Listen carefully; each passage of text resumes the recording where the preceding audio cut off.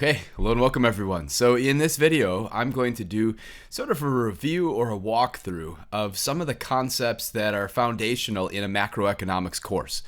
And so this is basically transitioning from, beginning after the transition from microeconomics to macroeconomics in like a standard principles class. Like usually a principles and macro class begins with the foundational microeconomic stuff like basic economic principles, scarcity, opportunity cost, comparative advantage, production possibilities frontier, supply and demand model, equilibrium, and then sometimes thinking about elasticity or price controls, maybe externalities and public goods, depending exactly, maybe international trade, depending exactly on how the class is structured. But at some point, class transitions to thinking about the basics of macroeconomics, and it usually begins with discussing GDP, unemployment, inflation, then thinking about the aggregate demand, aggregate supply model, thinking about monetary and fiscal policy. And it's that second part that I'm going to pick up with here for review. So starting with gross domestic product or GDP. All right, so GDP, gross domestic product, measures the market value of all final goods and services produced within a given time period, usually a year, in a particular economic unit, right? So we're usually thinking at the country level, and we're thinking about all final goods and services. The fact that I've said final goods and services, it's actually not me, it's the definition, is important to avoid double counting, right? So the idea is, just because there's been some economic transaction and just because GDP is geared up to measure economic activity in the economy doesn't mean that any sort of economic transaction is going to contribute to GDP. It's got to be a situation where there's a new final good or service that's been produced and purchased. So if there's like a sale of inputs or if there's a sale over used goods like secondhand stuff, then GDP is unaffected because it's just simply not counted. When you produce something that's used, like a bag of flour that's used by a bakery, that's going to be an intermediate good. It's used as an input for the bakery to make whatever it is that they're producing. And then when you make cupcakes or cakes or cookies or whatever, donuts, whenever you make those things and those are bought and sold, that's when the value of the flour would have been collected, because the new final good would be the end user good. So it'd be like whatever the customer for the bakery is buying.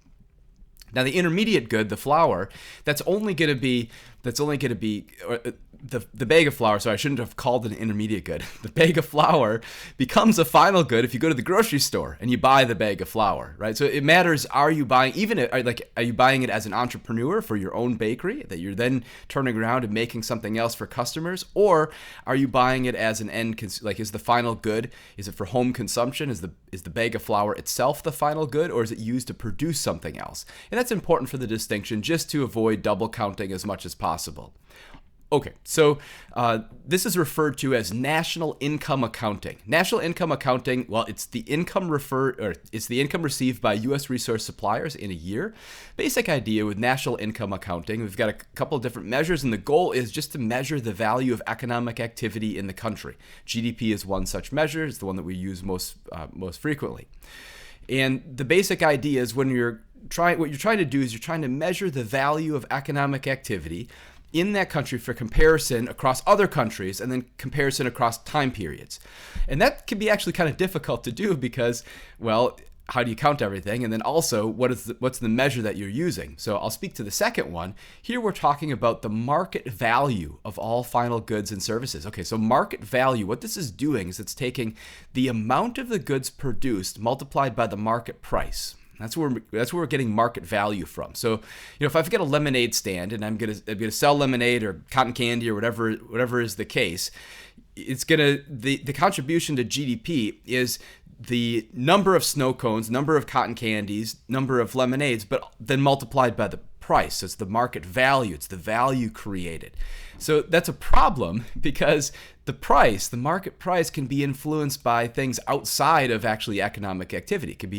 There could be price level fluctuations called inflation or deflation that can affect our measure of GDP. So this is important for distinction between nominal and real GDP, which I'll talk about in a second. But the basic idea is, well, since we're measuring market value, we've got this potential fluctuation based on things outside of actual economic activity. Well, what is it that GDP is really trying to get after? Well, it's the value of stuff being produced. It's mostly like the real goods. It's the outputs. It's how many cars, how many air conditioners, washing machines, how much food is being produced. That's what we're really actually trying, and then purchase. That's what we're actually trying to measure.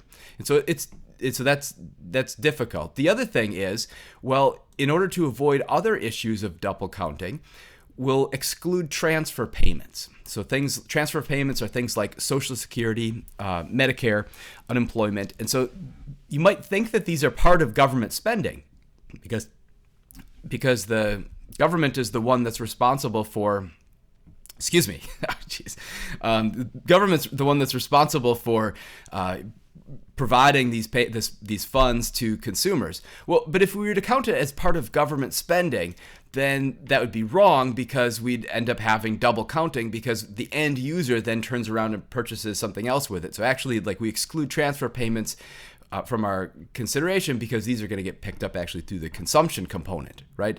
Actually, I should speak to this a little bit. Gross domestic product, GDP, is comprised of, the way that we usually kind of think about it is it's comprised of consumption, government spending, investment, and net exports. And so we've got those four components, and then those are affected by different policy measures in the economy. And so when I say that we're going to exclude transfer payments, we don't want to pick them up as part of the government spending component, because instead we're going to see the value of those things, these transfer payments, coming up through consumption. So there would be double counting if you were to try to count Social Security as government spending and when the people actually spend those checks.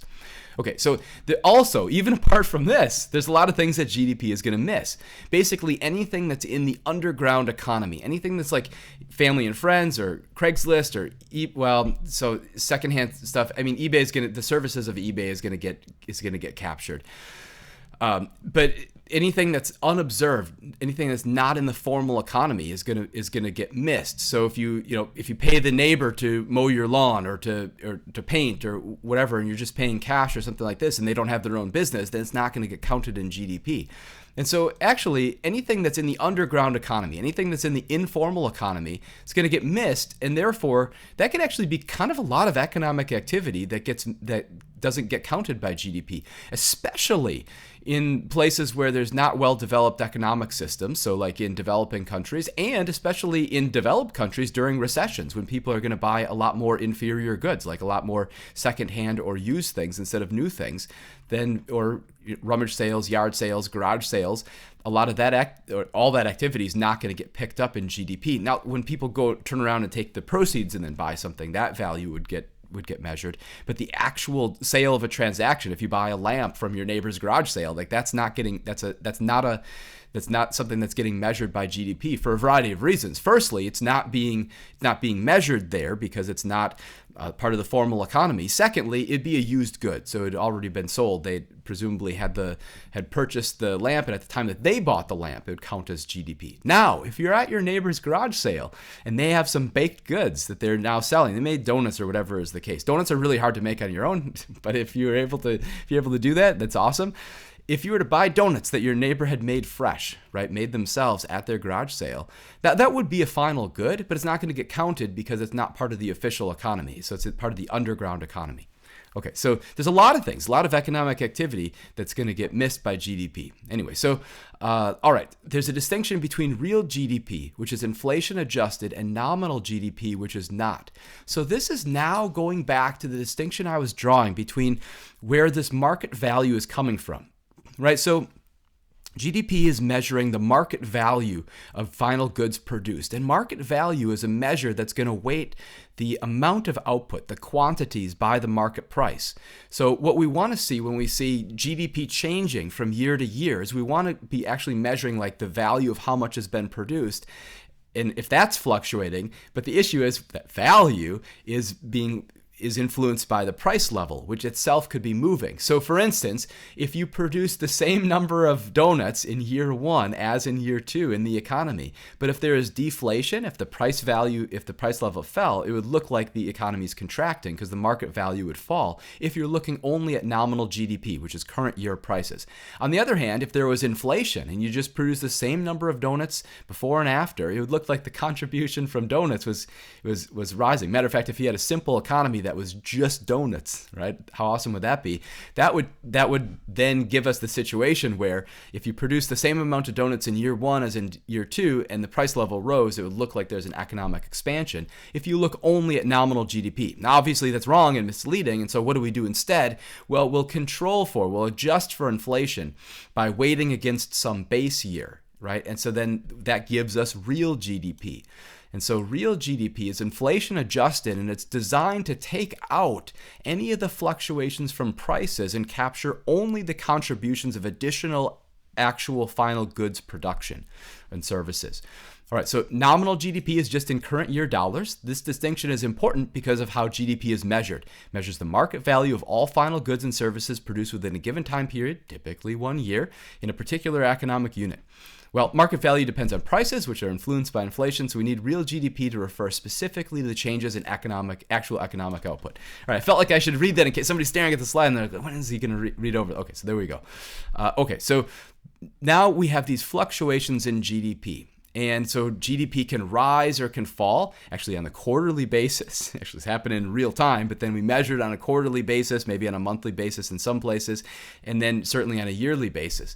And so as GDP rises and falls, this is part of the business cycle. Now, what we're really interested in is what's the overall sort of shape of the cycle. So the business cycle measures the fluctuations in real GDP around the general trend line. So there's a peak after an economic expansion before the economy starts contracting, and a trough during a recession before the economy recovers and starts expanding again. And the idea of like business cycle is a little bit misleading for a variety of reasons. Firstly, you might think this has to do with specific businesses. And note, we're not talking about like Tesla's business cycle or AT&T or Ford or anything like this. We're talking about like just the economy as a whole. We're talking about GDP fluctuations in the entire economy. Also, cycle makes it sound like it's nice and predictable, or at least like rhythmic or something like that. Nope, that's not how it works. And so you can have business cycles of varying lengths. You can have like a really long expansion phase, or you could have a shorter expansion, longer contraction phase. However is the case, there's no set length for the business cycle, and we just kind of measure whether the economy is currently expanding, currently contracting, or kind of at one of the inflection points. All right, so these fluctuations in real GDP take place around a long-run trend line, in which in the U.S. has been positively sloped over our history. So let me show you that. So here is real gross domestic product. This is from the St. Louis Fed, their Fred site. This is probably the best place to go to find economic data for kind of like non-economists, I guess. So the raw data in the actual like agency that's responsible for collecting GDP data is the Bureau of Economic Analysis, the BEA. Matter of fact, there's also, I've got unemployment rate that's collected by the BLS, Bureau of Labor Statistics. And so you can get the actual data from those agencies, but I like the Fred site because you get this nice graph that's going to show me kind of the trend line. It's got this nice depiction.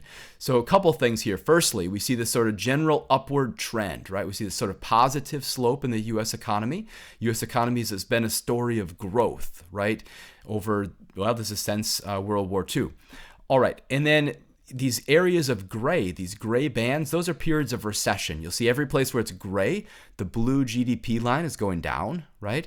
Except also right here, this is the pandemic recession. This one's color-coded in this, like, I don't know what color we call that, kind of like this like yellowish sort of color.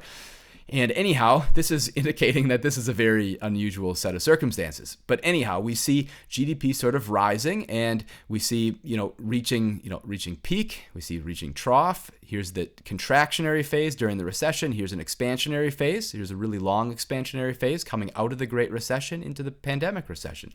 Anyhow, so this is real. This is how real GDP is looked in the U.S. economy, and this is where you can go to find it. It's just the St. Louis Fred site. Just type into Google St. Louis Fred, or just like Fred real gross domestic product, or whatever it is, whatever is the economic data that you're interested in looking at.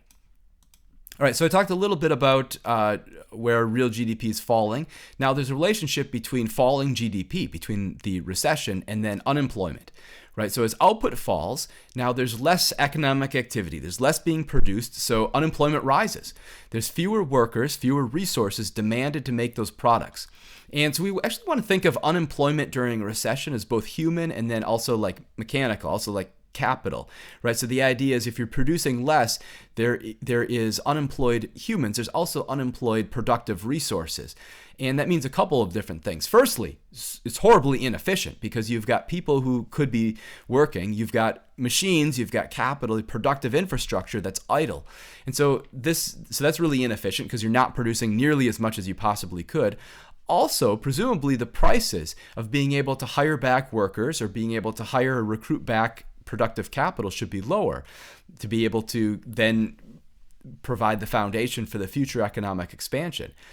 All right, so there's cyclical unemployment during a recession. Cyclical unemployment is characterized by like the unemployment that's created by the recession in a business cycle. There's also structural unemployment and frictional unemployment. Structural unemployment has to do with like a general mismatch between workers and the productive industries kind of in their region. And then frictional unemployment is like unemployment at the like individual level, maybe a mismatch between or it's like if you get fired, then you're experiencing frictional unemployment, or if you just graduate from college, you're experiencing frictional unemployment until you get a job. We're thinking of like frictional unemployment as being really short. Like the idea is like you should be able to just find you're between employers, should be able to turn around in a couple weeks or maybe a month or two at most to be able to find another employer.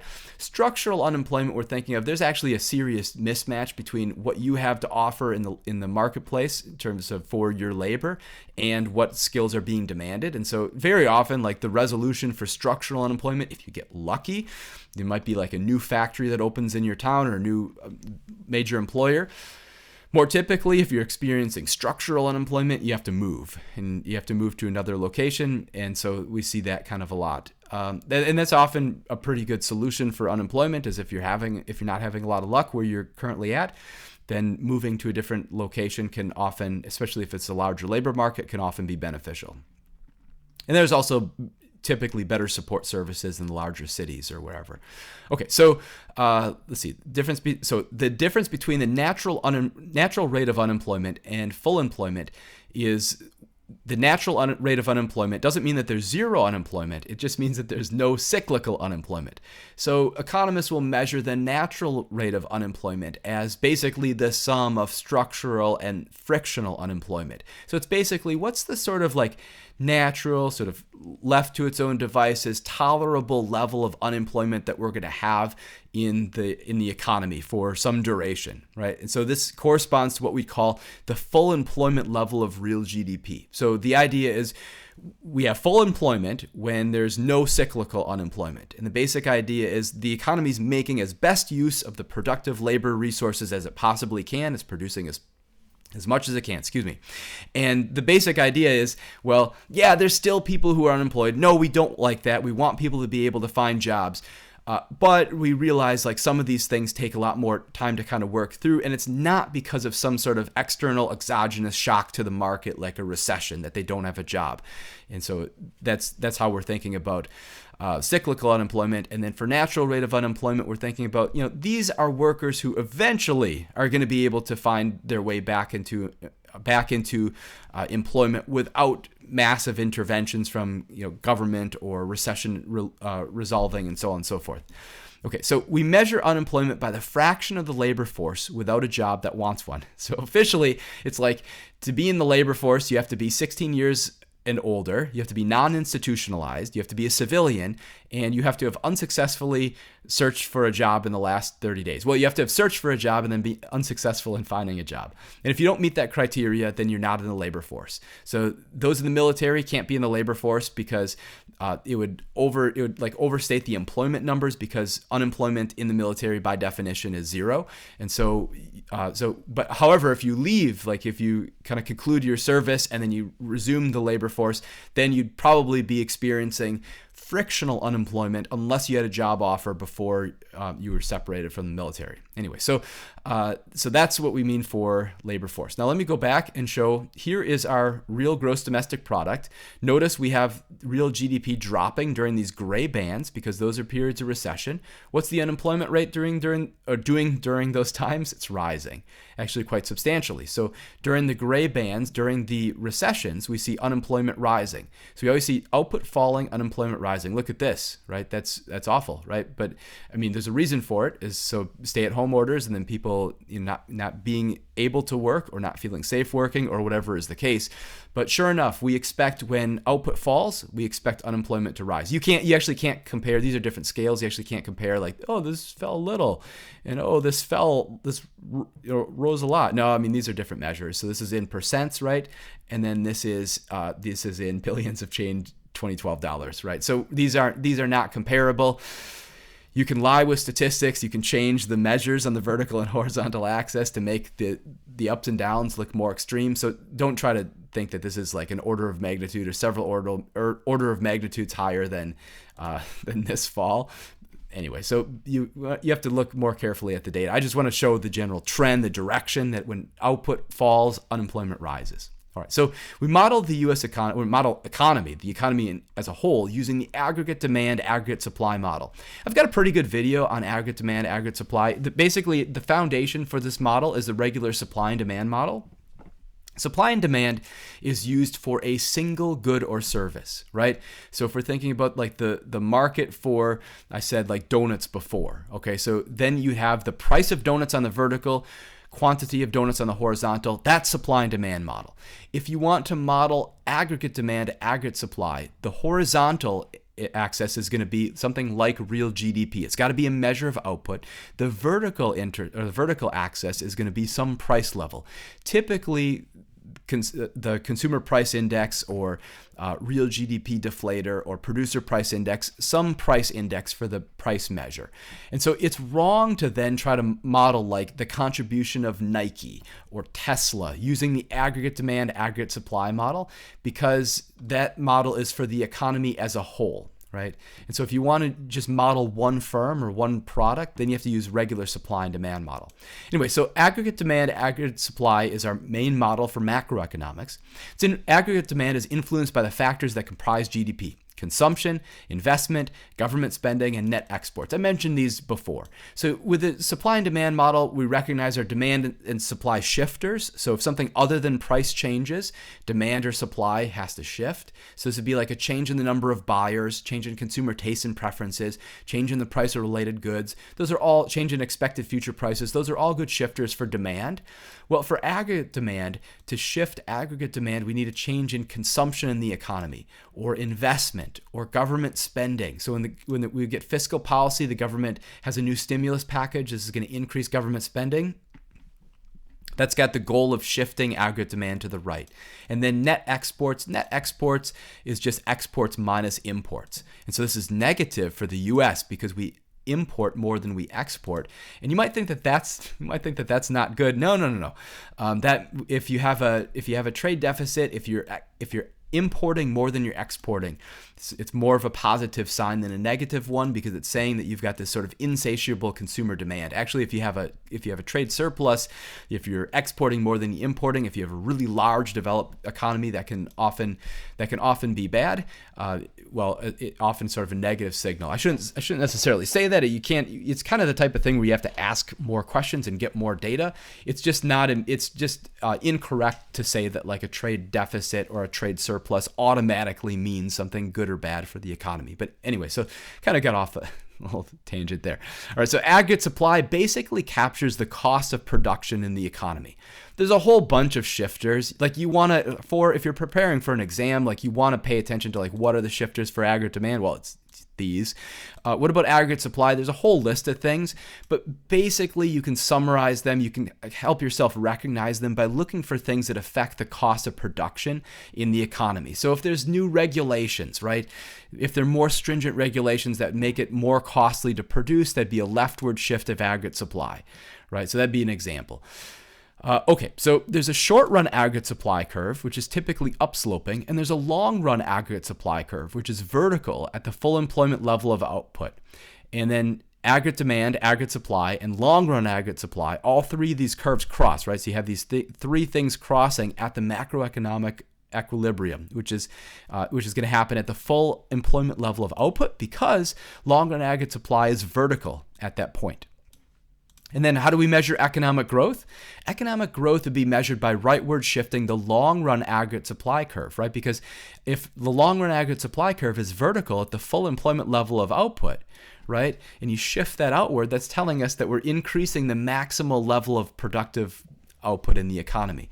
You can actually think of the long-run aggregate supply curve kind of like the production possibilities frontier for the economy as a whole. It's a little bit misleading because along the production possibilities frontier model, there's like a trade-off, getting more of one, get less of the other, and then we talk about like opportunity costs. But the intuition I want to capture is the productive possibilities frontier tells us like what can be efficiently produced, what's infeasible, and then what's inefficiently produced. And that intuition is useful for the long-run aggregate supply. Anything to the left of the long-run aggregate supply is inefficient. We're not producing as much as we could. Anything beyond it is currently infeasible. Now, if aggregate demand and aggregate supply move, their crossing points change. You want to pay attention to that. Since the vertical axis is the price level, a price index, and the horizontal axis is output, typically real GDP, changes in the crossing point are going to be interpreted as a change in inflation, or rise in the price level is inflation, fall is deflation. Increase or moving the crossing point to the right is going to correspond to increasing output, falling unemployment, or shifting it to the left is going to lead to falling output, increasing unemployment. Right, so you want to pay attention to what's happening to the height of the crossing point between the aggregate demand, aggregate supply, right? Where's the crossing point? How vertical high is it? How low is it? And then left or right is going to give us our interpretation for output and then unemployment. Okay, so I will talk a little bit about the type of inflation, because I mentioned inflation. If aggregate demand shifts to the right, the price level is going to rise. We interpret this as inflation, specifically demand pull inflation, right? We're having demand curves going to the right, it's pulling up the price level, or it's providing like a motivation for a tendency for prices to rise. Now, there's the other way you can get inflation. If aggregate supply shifts to the left, the price level rises. This is also inflation. We call this cost push inflation. And so the leftward shift, this would be like a supply side problem. So there's two ways you can get inflation. One is like consumers have a lot more money, they're buying a lot more stuff. It's like basically, so the common, like the famous phrase would be like too much money chasing too few goods, right? So that this is pushing up the prices, pulling up the prices. And then if we have aggregate supply shifting to the left, if we have shortages, scarcity, if we have business costs are rising. These are all things that affect the supply side, and that's going to push up inflation because of a leftward shift of aggregate supply.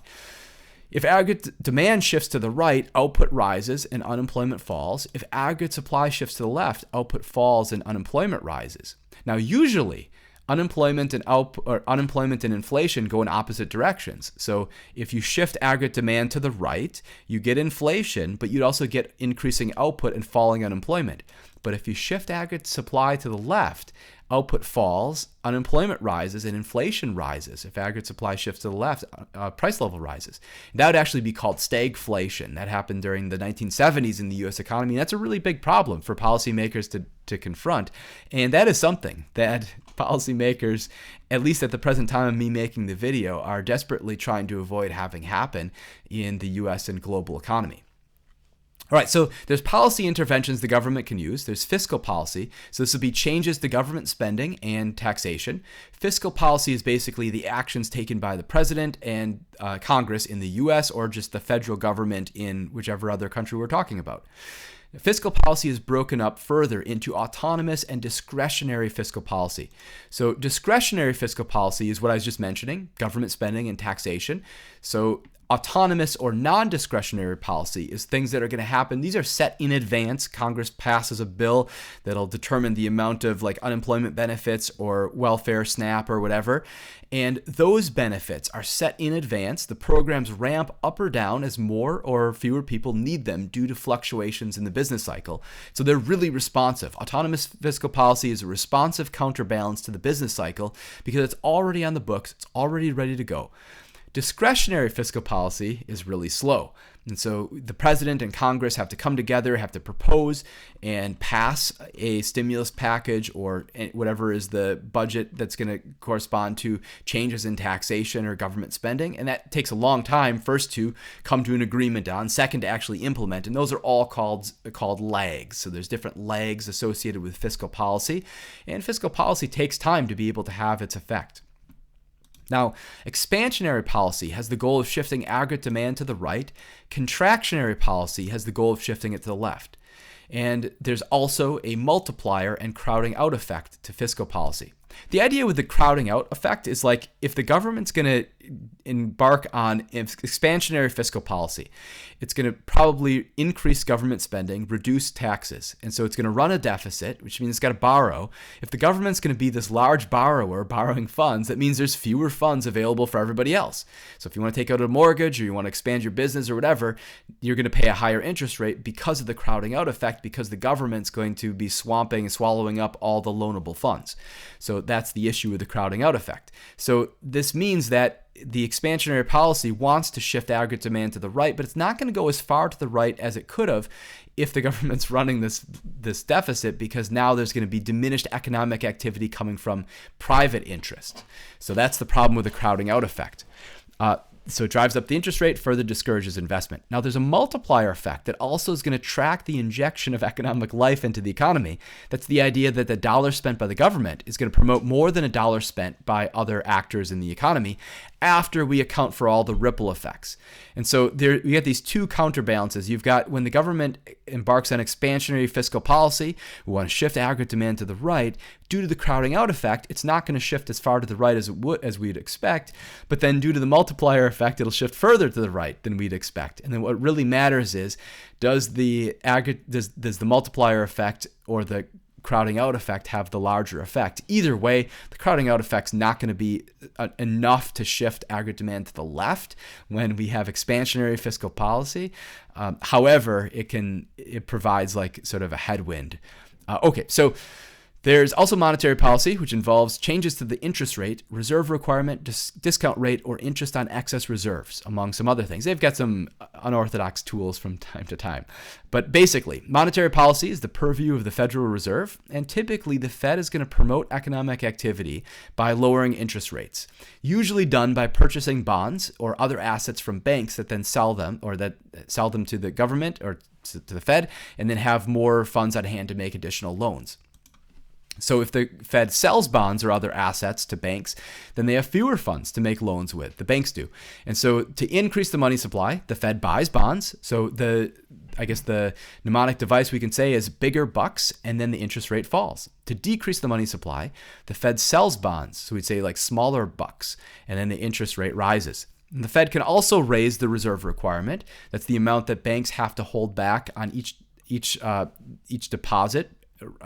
There's some fraction, so let's say like $100 gets deposited, but the reserve requirement is 10%. So then the government is, or the Fed is requiring that the bank puts $10 into their account, and then can only make loans of up to $90 from that $100 deposit. So that's the reserve requirement.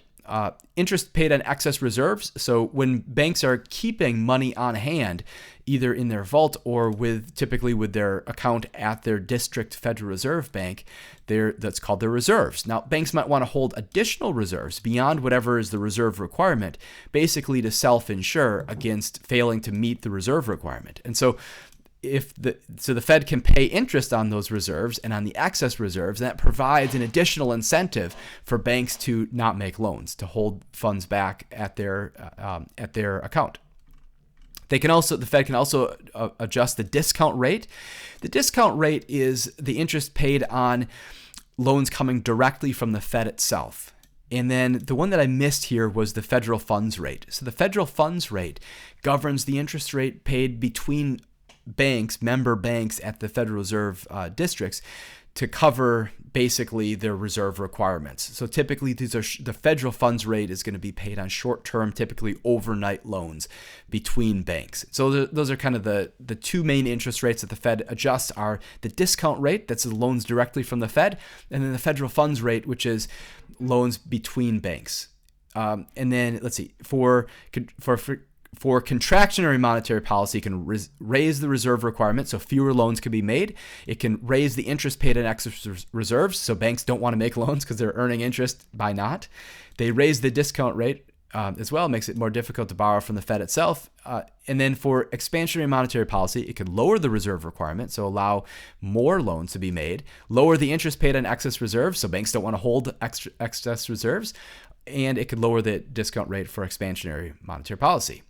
I could show some of these data here. So firstly, when the Fed expands the money supply, this is the M1 money stock. So M1 is comprised of the most liquid. These are money aggregates. This is the most liquid money. So this is like cash and checkable deposits. Basically, it's vault cash and bank and money in the hands of the non-banking public. And so here's the money supply. Typically, the Fed is going to increase the money supply during a recession, right?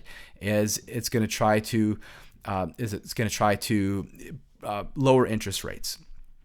All right, yeah. So again, here we kind of look at the scale a little bit, but yeah, we had kind of a big increase in the money supply in kind of a short amount of time in response to the pandemic recession. The other thing I want to show is the effective federal funds rate. So the effective federal funds rate, again, there's a little blurb kind of talking about it, but the federal funds rate is the interest rate paid between banks with their balances held at their district bank between others overnight. The basic idea is if they need to cover their reserve requirement, so if they made too many loans, they didn't get them paid back or whatever is the case, and they're in danger of not meeting the reserve requirement, they could get a loan from another bank, and that's governed by the federal funds rate. So anyway, that's what this is doing. This is when we talk about the Fed lowering interest rates, the media means the federal funds rate. And so we see where the federal funds rate has been at various points during history. Typically it's lowered. That's the goal during recessions. And then see it down to zero bound here and then here. The other thing I should mention is the Fed doesn't directly control like any of these things.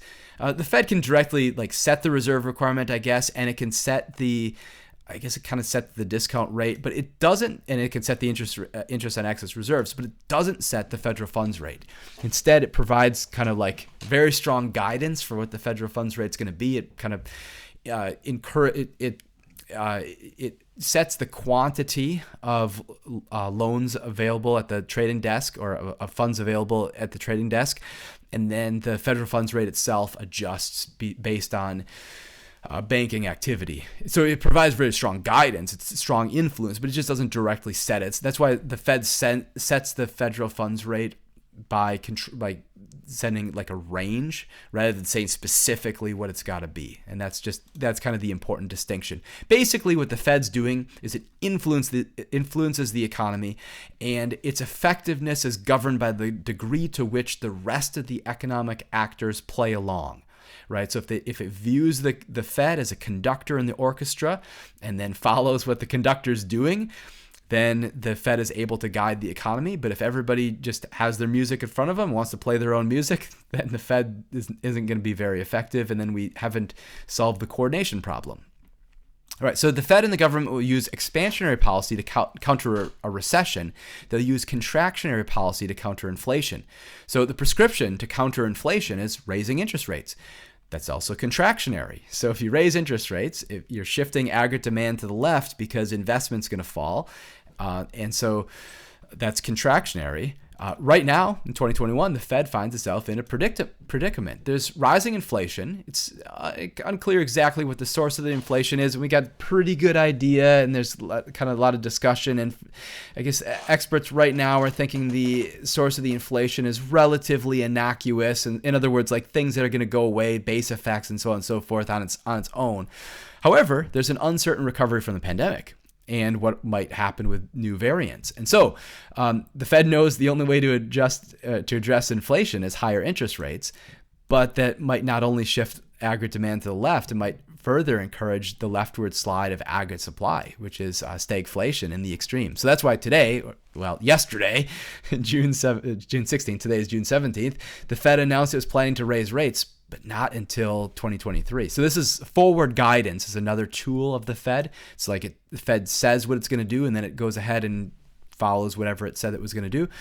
So this is another sort of informal tool that the Fed uses to maintain credibility and kind of guide and steer the economy, also to avoid shocks. But anyway, so the Fed's saying that it'll raise interest rates potentially, but not until the future. Probably what's going on, right, is they're worried that raising interest rates during 2021 would be risky. And I think they're probably right. I think it's a bad idea to discourage economic activity when it's already low and already sort of characterized by uncertainty. But only time will tell. I have to come back and comment in the video in 2025 if I was completely wrong. Who knows? So anyway, hope you enjoy the video, and then I will see you next time.